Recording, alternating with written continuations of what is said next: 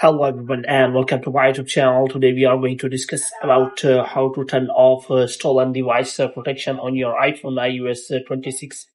For example, if you try to change your passcode or any password or anything and you see that there is stolen device protection enabled on your iPhone iOS 26 and it is not allowing you to change your passcode or any password on your iPhone iOS 26. So how you can turn this off? For this, what you have to do, you have simply watch this video completely. So without wasting any time, let's start the video. So first of all, what you have to do, you have to simply make sure that you are connected to a proper Wi-Fi and internet connection. And after that, what you have to do next is you have to simply go to settings. And here you have to go to general. And after that, you have to scroll it down until you find the option of transfer or reset iPhone. And here you have to simply click on reset and you have to reset all of your network settings. And after that, what you have to do, you have to simply go back. Now, if you want to turn off the stolen device protection, you have to go to the Face ID and passcode. And here you have to simply click on that and you have to provide your passcode.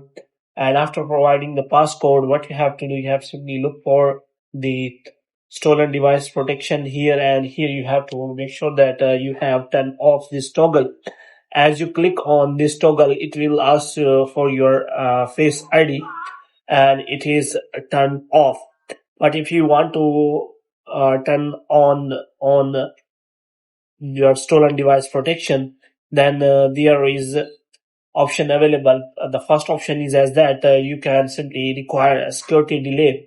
Now there are two options available. One is away from the familiar location and the second one is always, which means if you select always, then it will require security delay. When you try to turn off, the security delay will be required for 1 hour if you want to turn off the stolen device protection. So if you want to turn off the stolen device protection, you have to make sure that you have selected the away from the location, away from the familiar location.